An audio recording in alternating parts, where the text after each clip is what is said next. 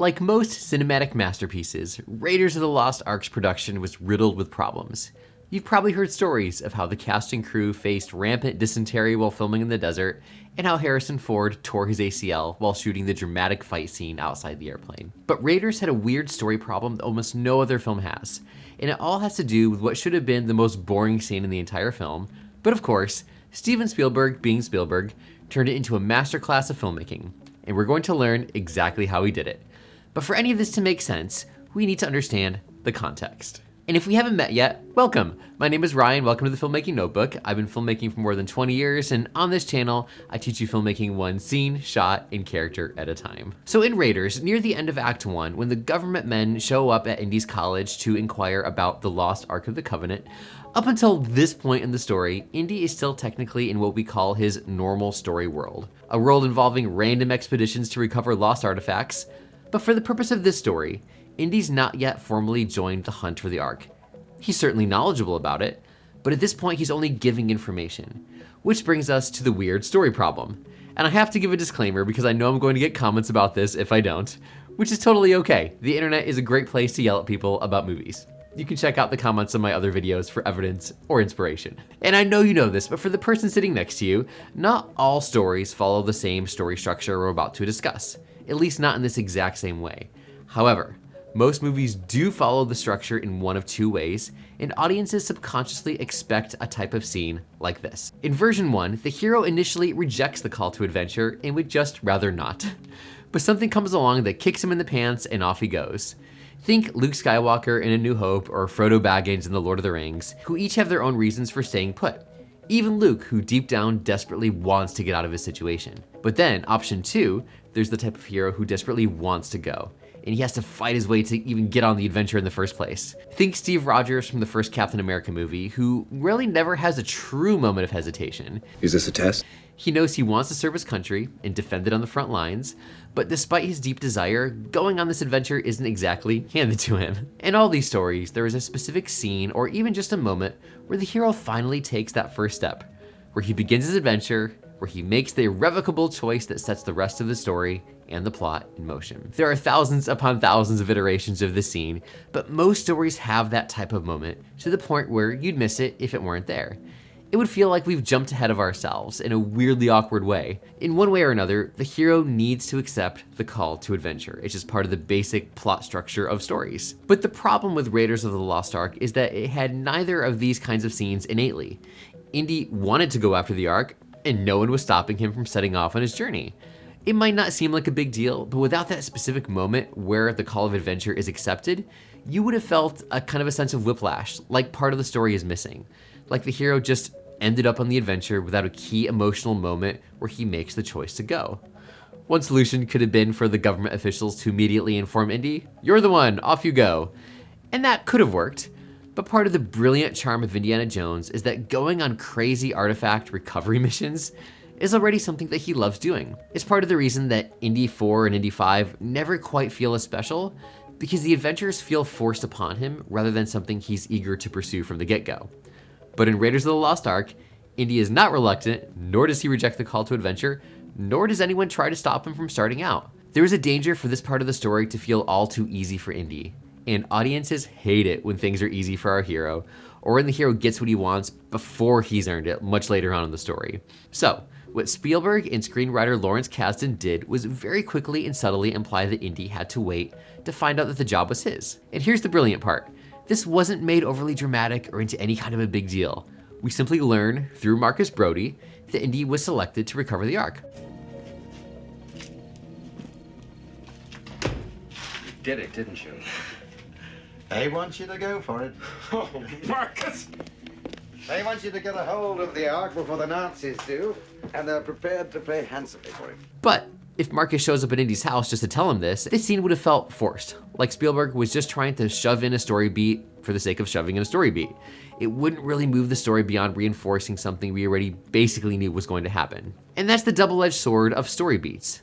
Audiences will absolutely miss beats if they're not there, but if they get a sense that the purpose of the scene is simply to fulfill that beat, They'll yell at you for trying to, quote, force things into the story. You can't make anyone happy. But Spielberg and Kasdan took the scene to the next level and completely disguised the band-aid they applied to this weird story problem. What they did is, instead of Marcus simply delivering the news to Indy, the next 100 seconds are spent weaving together 5 scene beats that naturally segue from one to the other, reveal character, increase mystery and suspense, and set up key points for the rest of the film, all while keeping the slower, calmer pace that the story needs at this point. And the brilliant part is that it's not just the dialogue that makes this scene work.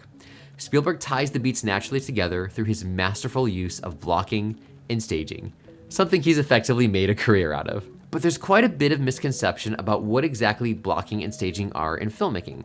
So let's clear that up so that we can understand exactly how Spielberg sucked you into the scene by using these techniques. Blocking is how characters move through the scene and interact with each other and the environment around them. It helps the audience subconsciously understand what the characters are really doing, what they're truly up to. It can help create specific beats within the scene. At its deepest level, blocking is one of the most subtle forms of subtext available for filmmakers.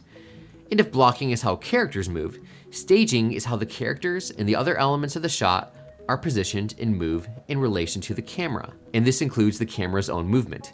It's the overall visual composition of the scene. Some of the best blocking and staging uses a technique called layered composition to maximize the amount of detail and information in the shot, showing different elements at different points in the X, Y, and Z axis. When done well, layered composition helps filmmakers artistically cram as much story into a single frame as possible by giving the audience choices of where to look. But there's a pretty big misconception surrounding blocking that's especially been prevalent over the last decade or so. And that's the notion that good blocking and staging equals a long, continuous shot. Honestly, like what Spielberg uses in this scene. Like all filmmaking techniques, continuous shots can be used to amazing effect to help tell the story, but the risk is doing long shots simply to show off the cinematography. And here's the big rule for continuous shots. It ultimately doesn't matter how long a shot goes for. At its heart, great blocking is motivated by the characters. When blocking is used well, it creates micro moments that are designed to reveal character, or emphasize lines, or let us take in deeper story details without being obvious or exposition-y. They draw you in and tell you to watch closely, all without you realizing that's what's happening. And here's where Spielberg executed a technique that, as we mentioned before, he's made a career out of. He expertly blocked and staged the scene into 5 specific beats that play out over a single continuous shot. And before we unlock the secrets of those 5 beats, if this is your first time here and you're enjoying this video, let me know by dropping the comment filmmaker below. And if you've been here before, let me know what other scene, shot, or character you're interested in exploring next in another video. I'm keeping a running list with your suggestions, and conversely, if you hate this video, that's okay too. Nasty comments are pretty prevalent on film channels. It's like getting a review of your own movie. Okay, so the 5 beats. This is where Spielberg's mastery really starts to shine. The scene begins with Marcus Brody arriving at Indy's abode to tell him that he got the job of hunting down the Ark. Simple enough. That's our first beat, and it begins in a medium shot. And once Indy receives the news, the camera then follows them into the main room, settling into an over-the-shoulder medium shot. Notice that we're purposefully not seeing Indy's full face in this shot, which lets our eyes wander for just a few seconds to take in Indy's home. You probably don't even notice you're doing this.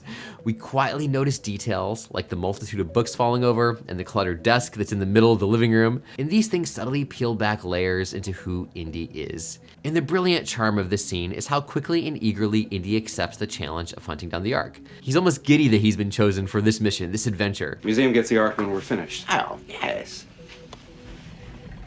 Oh. The Ark of the Covenant. Nothing else has come close.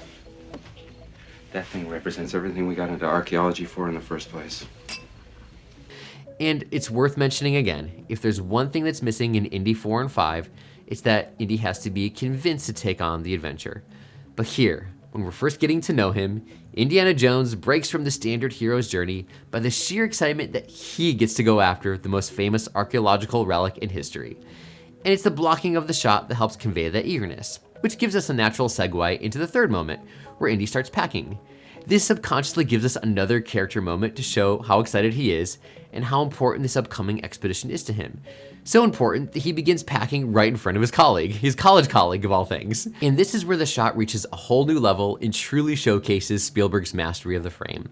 He uses a layered composition, keeping both characters in focus, but on different points of various axes, especially the Z-axis, with Marcus Brody in the background and Indy in the foreground, giving us choices of where to look in the frame as the conversation turns to the more serious. And it's important to note that this lamp also has a very intentional purpose in the shot. Because it's nighttime, the foreground light has to be coming from somewhere. Practically, there are film lights coming from off camera, but there needs to be an in-world reason for the lights to shine on their faces. So Spielberg uses what we call a practical, a light we can see in the shot, designed to provide motivation for where the light is actually coming from that's illuminating their faces. Practical lights help maintain a level of truth to a scene so that our minds can subconsciously stay focused on the story instead of drifting into questions we might not even be able to verbalize, like, where is that light coming from when it's very clearly dark outside? Most of us wouldn't ask that question that specifically, but we'd have a nagging feeling that something was off. So practical lights we can see in the frame, help ground the scene and make it feel believable. They keep us engaged in the magic. And then we shift to the fourth beat, where Spielberg foreshadows that the Ark may be a bit dangerous. Brody's words about no one knowing the Ark of the Covenant's secrets add another layer of tension into the adventure. For nearly 3,000 years, man has been searching for the Lost Ark. Not something to be taken lightly. No one knows its secrets. And to visually reinforce that, Spielberg uses the classic yet tried and true push-in, the camera slowly drawing us into Brody's words until he's framed in a medium shot, subtextually letting us know that this is important and that we better pay attention and start being worried for our hero. But then Indy himself breaks that short spell by laughing it off, and as he enters and crosses the frame, the camera uses that movement to track with him and create our fifth mini shot, another wide to then two shot where Indy continues packing. This sudden movement and reframing breaks through Brody's warning and gives us a visual justification of Indy's disregard for the upcoming danger. But then this is where the shot just gets brilliant, because we cut our continuous shot for just a second to an insert of Indy's gun. This works so well because it's the only cutaway we get in the scene, and it creates juxtaposition in and of itself by doing that. Besides, you know what a cautious fellow I am. But Spielberg uses that only cutaway we get, his only close-up, on showing Indy unwrapping the gun. That contrast shows us that Indy actually does take danger seriously, and that quick cutting between Indy's joking words and the carefully chosen close-up, again, reflect multiple layers of his character. He's willing to joke, but he's also taking things seriously.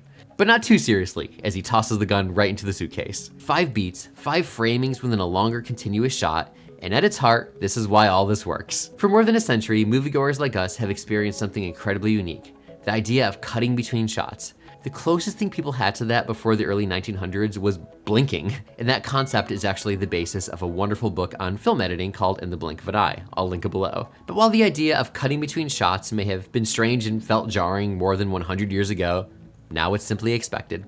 Sometimes we even go overboard with it. But when filmmakers carefully use blocking to reveal character, to show things like power dynamics, to convey story details, to artistically weave multiple shots into a single cohesive flowing unit, when all this is done with intention, with the purpose of telling a story, it does something incredible. It sucks the audience into the scene and makes us feel like we're watching something special unfold. It makes us forget that we're watching a film in the first place. And that's exactly what Spielberg did to not only overcome a super weird, outside the box story problem, but he made it into yet another memorable scene with unforgettable lines. And of course, there were other problems that Spielberg had to overcome, like how he turned the exposition into something we actually care about. And believe it or not, great exposition can actually be enjoyable. This video breaks down how Spielberg's best friend, George Lucas, disguised exposition so well that we didn't even realize we were experiencing it. But until next time, as always, get offline and go create something epic.